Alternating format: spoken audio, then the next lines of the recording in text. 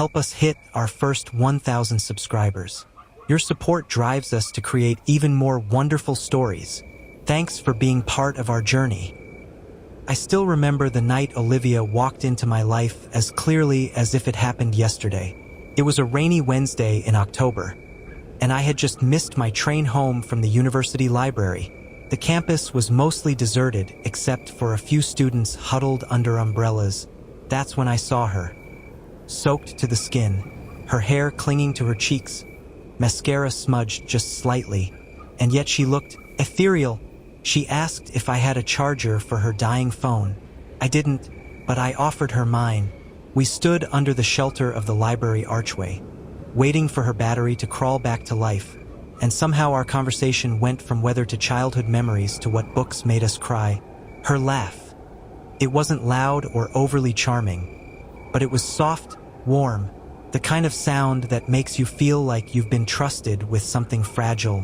Back then, I was just Ethan Miller, a senior software engineering student with a part-time job at a coffee shop and no real plan beyond graduation. But that night changed something. We shared an Uber, exchanged numbers, and within 2 weeks, Olivia became the centerpiece of my life. She wasn't flashy. She didn't need to be. Olivia had that quiet kind of confidence that drew people in without effort. She was studying interior design, always sketching in her little black notebook, her fingers smudged with charcoal. She believed homes should reflect the soul of the people living in them. And when she smiled at me, I felt like she was starting to build a place in hers for me. Our connection wasn't instant fire. It was a slow burn, like the soft light of a candle in the dark. And for a long time, I truly believed we were building something unshakable. But sometimes, even the most beautiful homes have cracks in the foundation no one sees. The first year with Olivia felt like we had stumbled into a forgotten dream. Our mornings were slow and sweet, coffee mugs cradled in sleepy hands, her head on my shoulder as we watched sunlight climb the walls of our tiny apartment. We didn't have much. Mismatched furniture from yard sales, secondhand curtains, a table I'd built myself that wobbled when you leaned on it. But it felt like home. She made it feel that way. We built rituals without meaning to. Tuesday night pasta, Sunday morning walks, notes tucked under pillows. Every little thing between us felt sacred. I would catch her staring at me sometimes when I was working, and she'd just smile and say, "You look like peace when you concentrate." I never really understood what she meant, but I held on to those words like a keepsake. Our careers began to bloom around the same time. I landed a developer role at a tech startup in Portland, while Olivia was offered her first real project, redesigning the interior of a historic inn outside the city. We celebrated by buying a small ficus tree we named Henry, placing it in the corner of the living room as our first kid-stupid. Maybe, but in that moment it felt symbolic, it felt right. The stress of deadlines and late nights came eventually, as it always does. There were days we barely saw each other. Times when her sketches piled up on the kitchen table and I left code running overnight just to meet sprint goals. But even then, we always found our way back. A kiss at the door, her hand brushing mine under the dinner table. Laughter in bed when one of us told a dumb story just to lighten the mood. We were each other's sanctuary. And then came the ring. I spent 3 months designing it with a local jeweler. I didn't want something big or flashy. I wanted something hers, elegant, unique, with a pale sapphire in the center, her favorite stone since childhood. I hid it in the pocket of my coat for weeks, waiting for the perfect moment. That moment never came, not the one I imagined, at least, because around that time, Olivia started changing. Slowly, imperceptibly at first, her eyes drifted during conversations. Her laughs came a second too late. She began working more, leaving earlier, coming home later. She blamed the new client load, and I believed her. Of course I believed her. Why wouldn't I? She was the woman I built my world around. But the first time she turned her phone face down during dinner, I felt a strange coldness in my chest that I couldn't explain, like a warning whisper echoing through the warmth of our perfect little life. And I ignored it. God, I wish I hadn't. The distance between us began to grow in whispers, not shouts. At first, it was little things. Olivia would forget to kiss me goodbye in the morning. Her phone, once left carelessly on counters and couches, was now always tucked away, face down or locked.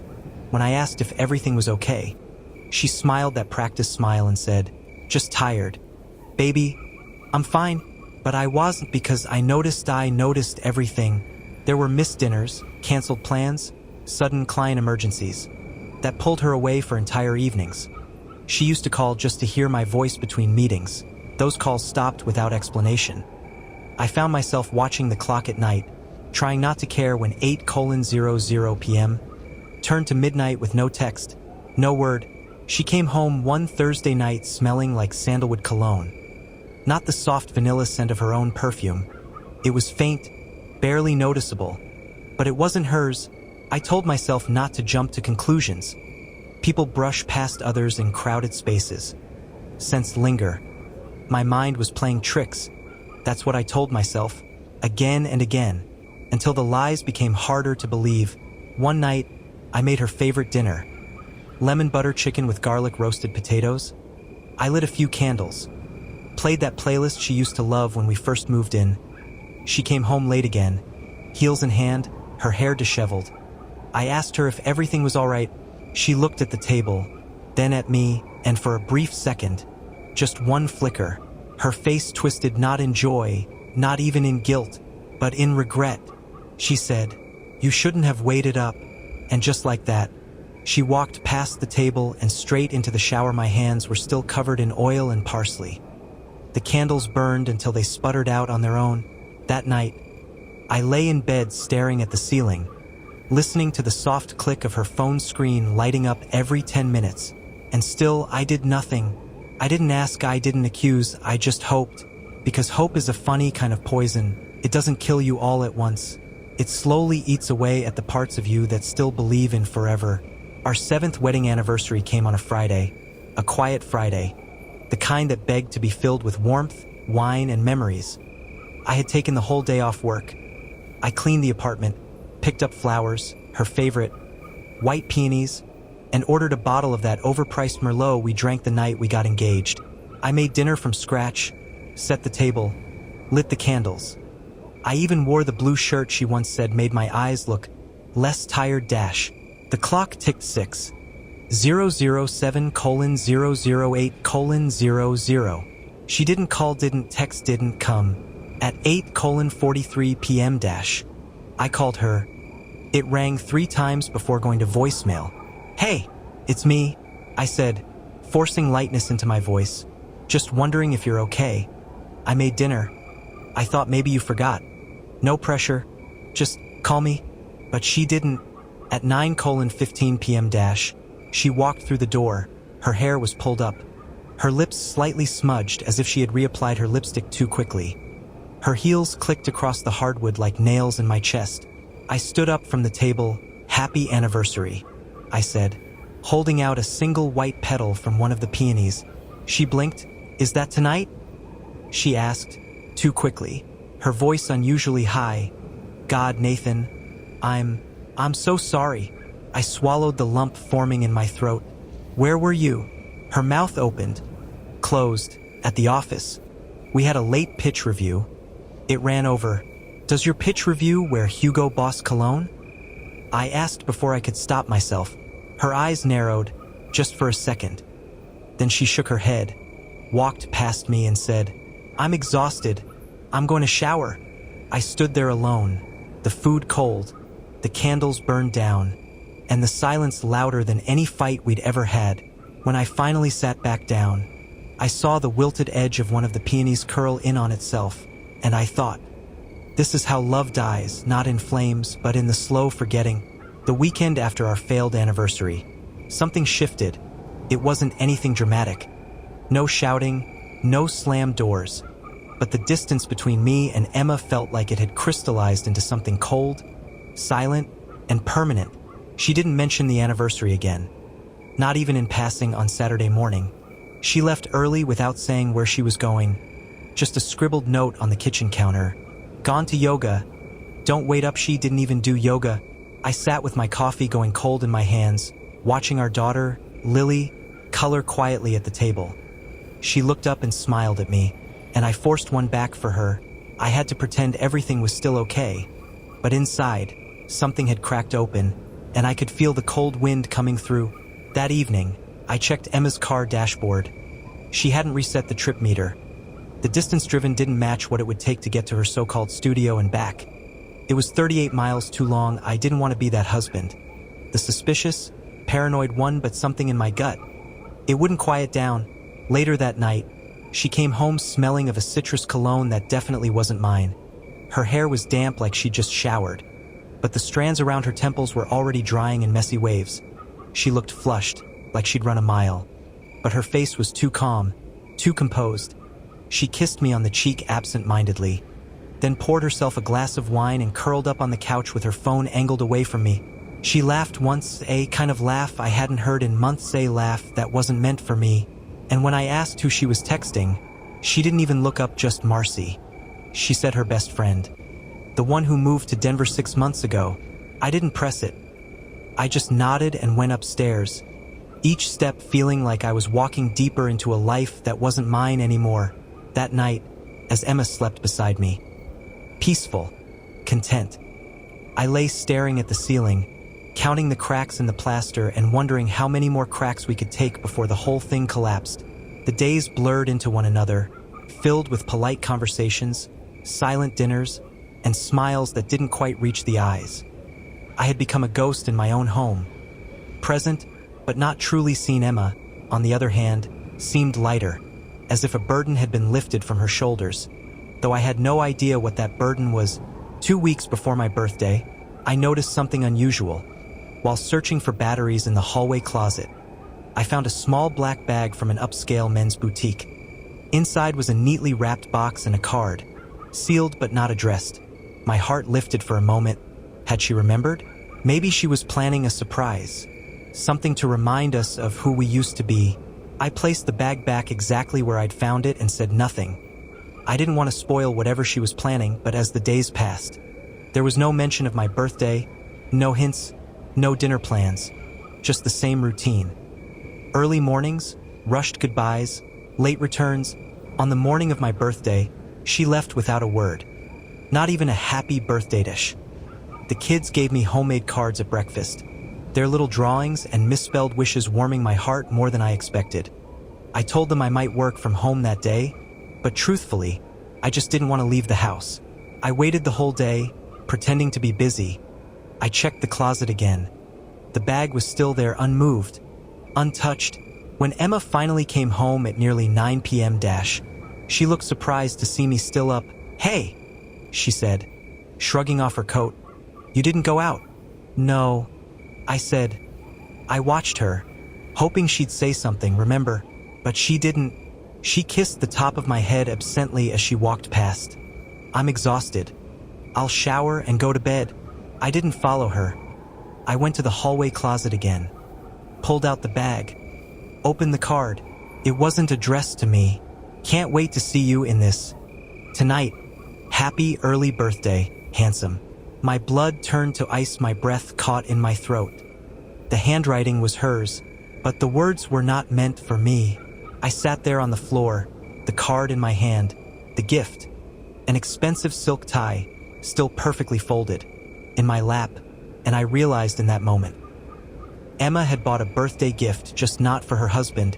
The morning of my birthday arrived with a gray sky and a quiet house.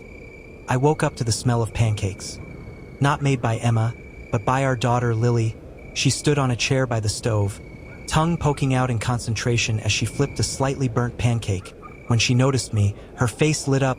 "Happy birthday, Daddy," she chirped, running over to hug me, pancake turner still in hand. "Thanks, sweetheart," I said softly, hugging her back. My son, Noah, gave me a handmade card later with stick figures of the three of us holding hands under a bright yellow sun. No mention of Emma in his drawing. I noticed. I looked at the clock, 9:24 a.m. Emma was already gone. No note, no whispered birthday wish before she left. Maybe she was planning something for later, I told myself. Maybe she didn't want to ruin the surprise, but something deep in my chest told me not to hope. Throughout the day, I stayed home, pretending I had remote work to finish, But the truth was, I was waiting for a message, a call, a sign, anything. I walked past the hallway closet several times each time. My eyes flicked to the top shelf, where I had seen the sleek black gift bag a few days earlier. I had pretended not to notice it, not to hope, but now, curiosity gnawed at me like an itch I couldn't ignore. By mid-afternoon, I finally gave in. I reached up, took the bag down gently, heart pounding like I was committing a crime in my own home. Inside was a navy blue box wrapped in gold ribbon. There was a card attached. My breath caught as I slid it out, expecting it to say something like, "Happy birthday, James," but instead, it said, "Can't wait to see your face when you open this. Hope I get to unwrap you later, love." There was no name, no James, no my love, no my husband, just D, and it wasn't addressed to me. My stomach twisted. I opened the box. A sleek designer tie in deep burgundy lay inside, paired with matching silk handkerchiefs. Not my color, not my style, not anything Emma had ever gifted me before. The realization didn't crash. It seeped in like slow poison. She had bought a birthday gift, but not for me. I sat down on the floor beside the closet, my back pressed to the cold wall, card in hand, gift still unwrapped on my lap. My ears rang in the silence. That night, Emma returned around 9:50 p.m. Her hair was slightly curled, makeup faded but still intact, and her blouse had a faint shimmer I hadn't seen her wear in years. "You're still up?" she asked casually, hanging her coat. "Long day?" I didn't answer. She gave a half-hearted smile, walked to the kitchen, poured herself a glass of wine, and disappeared into the bedroom. No mention of my birthday. Not even a glance toward the kids' drawings or the deflated balloon still taped to the hallway mirror. At midnight, I opened the fridge. The birthday cake I had bought for myself the night before was still untouched. I cut a slice, sat at the table in silence, and made a wish. I wished I hadn't looked inside that bag, but I knew it was too late. The following days after my birthday felt like a dream I couldn't wake up from, or maybe more like a slow-motion fall, where you're fully conscious, but unable to stop the ground from rushing toward you. Emma barely spoke to me. Her presence in the house was like that of a distant relative, someone who stayed for the night out of obligation, not love. In the mornings, she poured her coffee in silence, scrolling her phone, ignoring the drawing still pinned to the fridge. She didn't even notice that Lily had written "Happy Birthday, Daddy" in colorful magnets. I started to study her habits like a stranger. She came home later each day, always with some excuse. Client meeting, traffic, girls' dinner. She no longer kissed me hello or good night. The air between us was colder than it had ever been in our worst fights. I tried to confront her once. It was a Wednesday night. The kids had gone to bed, and I had been waiting in the living room when she walked in, hanging her coat with that same mechanical grace. I said quietly, "We need to talk." She froze, just for a moment, but then kept moving. "Can it wait?" "I'm tired," she muttered, already heading toward the bedroom. I stood up, my voice cracked with the weight of everything I hadn't said. "Are you cheating on me, Emma?" That stopped her. She turned slowly, her face blank at first, then slightly puzzled. "What?" I repeated it. "Are you seeing someone else?" She blinked, once, twice, then gave the softest, most gut-wrenching laugh I had ever heard. "You're being paranoid, James. Don't do this." But she didn't deny it. She didn't say no. She just walked away. I sat back down, heart racing, ears ringing. That moment, the one where you realize someone doesn't even respect you enough to lie properly, is the quietest kind of heartbreak. From that day on, silence became our language. A language spoken with closed doors, quick glances, and hollow routines. The kids noticed. Of course they did. One evening, Noah asked, "Why don't you and Mommy eat dinner together anymore?" I forced a smile and lied. "She's busy at work, buddy." But the truth was uglier. She wasn't just busy. She was absent. And I was starting to understand that she'd been gone for a long time. Long before that forgotten birthday. Long before the gift that wasn't for me. She had left in spirit, and only her shell remained. I slept on the couch most nights, pretending I fell asleep watching something. But the truth was, I couldn't bear to lie beside her anymore. The bed that once held our laughter, our closeness, now felt like a grave I wasn't ready to lie in. The silence between us wasn't peaceful. It was screaming. It screamed every time she didn't look at me. Every time I heard her whisper into her phone in the hallway. Every time she came home smelling of someone else's cologne and thought I wouldn't notice. I was disappearing in my own house. And I think that's what hurt the most. I began to count the lies. Not just hers. Mine too.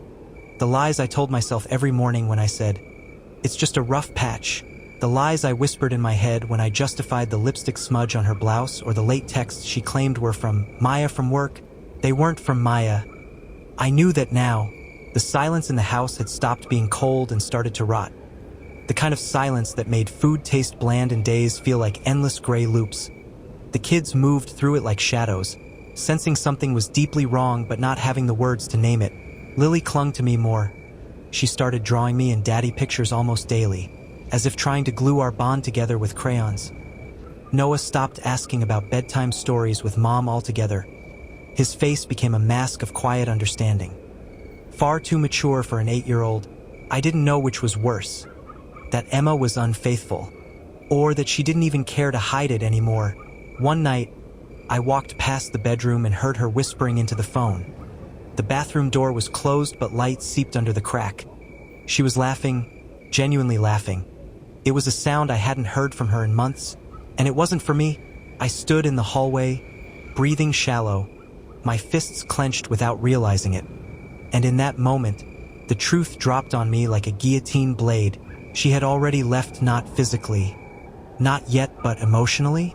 She had moved on, and I was the one still packing memories in the living room of a home that was no longer ours. That night, I didn't cry, I didn't shout. I simply sat on the porch and stared out into the dark. The stars above felt like strangers, silent, distant, beautiful but cold. I started to write a list on my phone, not of tasks, not of bills, a list of what I had sacrificed for this marriage. My career dreams, my peace, my self-worth, my sleep, my ability to trust. When I looked at the list, I realized something terrifying. The only one fighting for this marriage was me, and I was exhausted, more than exhausted. Empty. The next morning, I didn't greet her. I didn't ask where she was going when she left early again with her makeup done too carefully for just a staff meeting. Instead, I walked into our attic and pulled out an old box of files. Stuff I hadn't touched since we bought the house. At the bottom was our wedding album. I opened it, page after page of smiles that now felt like lies. Emma's eyes sparkled mine. I barely recognized the man in those photos. He looked like someone who believed in forever. I closed the album. For the first time, I admitted something I'd refused to believe until that moment. I wasn't enough for her, and maybe she wasn't enough for me anymore either. For the next few days, I lived like a ghost inside my own home. Every word I didn't say became heavier. Every second glance at Emma chipped away at what little hope I still had. She didn't notice the change in me, or maybe she did, but just didn't care anymore. Emma kept up her routine of leaving early, coming home late, hugging the kids with half effort, and barely acknowledging my presence. It was mechanical, like checking boxes in a life she no longer wanted to live in. I started my own routine, but mine was made of silence and planning. I began collecting documents, bank statements, account passwords, receipts. I made scans, backups, even printed copies hidden under the loose floorboard in the laundry room. I wasn't sure yet whether I wanted revenge or just peace, but I knew one thing for certain.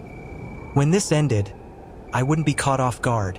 I installed a simple tracking app on the iPad that was still logged into her iCloud. She never noticed. Every movement of hers after work became part of a quiet story she hadn't told me. Restaurants she never mentioned, neighborhoods we'd never visited together. One Friday evening, I followed her, not in a dramatic movie-style chase, just calmly.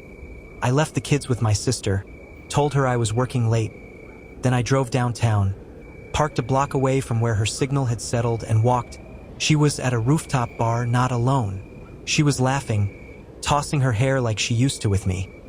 Across the table sat a man in a navy suit. Tall, lean, maybe a few years younger than me. I couldn't hear their conversation, but I didn't need to. Her body language said it all. She reached across the table and touched his wrist. He leaned closer. I left before I saw more. On the drive home, I didn't cry. I didn't scream. I just went numb. Numbness is dangerous. It makes you calm when you should rage, quiet when you should fight. But I wasn't done yet. The next morning, Emma acted like nothing had happened. She kissed my cheek absently while pouring coffee, asked me if I could pick up groceries later. I nodded without saying a word. That night, after she went to bed, I opened my laptop. Not for work, not for emails. I searched for divorce attorneys, not the kind you find on billboards. I looked for the strategic ones, the quiet ones, the ones with glowing reviews for being lethal in litigation but calm in court. I bookmarked 3 names, saved their numbers in a hidden file.